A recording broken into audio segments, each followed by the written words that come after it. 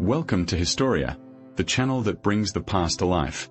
What drives a young prince from a modest Macedonian capital to become the ruler of an empire that stretched from Greece to the banks of the Indus? Alexander III, known to history as Alexander the Great, was born in 356 BCE and would die at only 32, yet his impact reshaped the ancient world. In this video we will follow his remarkable rise, his relentless campaigns, and the legacy that endured long after his death. Prepare to travel across centuries and continents as we trace the footsteps of a conqueror whose name still echoes today.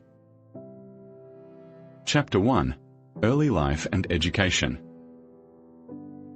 Alexander was born on 20 July 356 BCE in Pella, the capital of the Kingdom of Macedon, to King Philip II and his fourth wife, Olympias.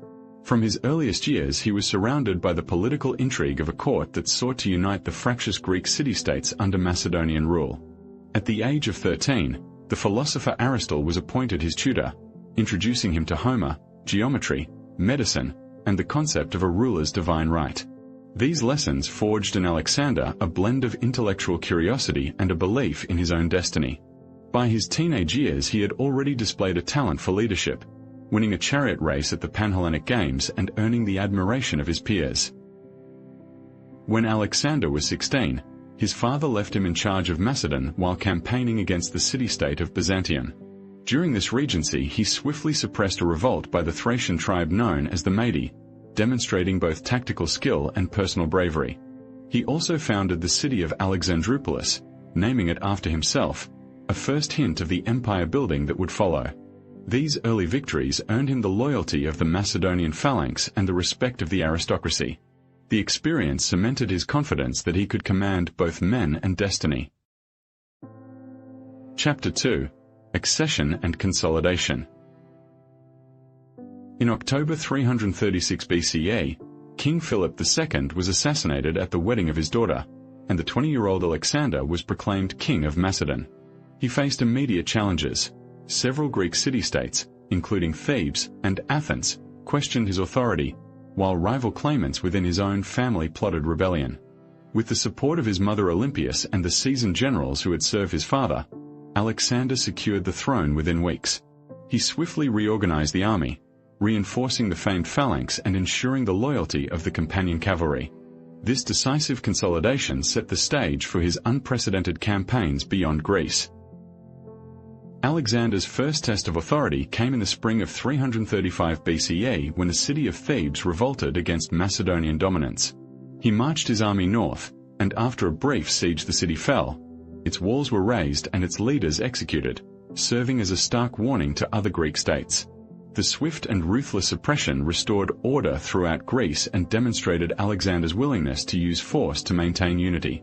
He then re-established the Corinthian League, positioning himself as the hegemon of a pan-Greek alliance. This political and military triumph gave him the resources and legitimacy needed for his forthcoming eastern expedition. Chapter 3. Campaign against Persia. In the spring of 334 BCE Alexander crossed the Hellespont with an army of roughly 40,000 men, beginning his campaign against the Persian Empire. The first major clash occurred at the river Granicus, where his cavalry outflanked the Persian satraps and secured a decisive victory. This battle opened Asia Minor to Macedonian control and demonstrated the effectiveness of the phalanx combined with heavy cavalry. Alexander's troops, motivated by promises of wealth and glory, pressed onward, capturing key coastal cities such as Sardis and Ephesus. The success at Granicus marked the beginning of a relentless march toward the heart of Persia. The following year, at the Battle of Issus, Alexander faced King Darius III in a narrow coastal plain near modern-day Turkey.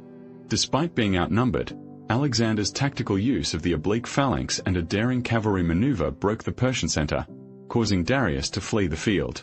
The victory secured the eastern Mediterranean and gave Alexander control of the rich Phoenician coast. He captured Darius's family, treating them with a mixture of respect and political calculation, which later helped legitimize his claim to the Persian throne.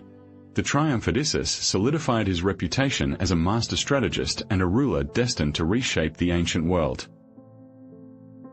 Chapter 4. Further Conquests and Cultural Fusion. After Issus, Alexander turned south, laying siege to the fortified island city of Tyre in 332 BCE. The 7-month siege required the construction of a causeway, a feat of engineering that allowed his forces to breach the walls and capture the city. He then entered Egypt, where he was welcomed as a liberator and proclaimed pharaoh. In Alexandria, founded in 331 BCE, he began a grand project to create a center of learning, trade, and Hellenic culture that would endure for centuries. The city's famous lighthouse and library would later become symbols of the Hellenistic world he envisioned. Continuing eastward, Alexander marched through Mesopotamia, capturing the Persian capitals of Babylon, Susa, and Persepolis. In Persepolis he ordered the burning of the royal palace, an act interpreted as retribution for the Persian invasions of Greece. His army then pressed into the rugged terrain of Bactria and Sogdiana, where fierce local resistance required both military force and diplomatic marriages. By 327 BCE he reached the Indus River, confronting King Porus at the Battle of the Hydaspes. Though victorious, the grueling campaign exhausted his troops, who mutinied at the Hyphasis River, refusing to march further into India. Chapter 5. Final Years and Death.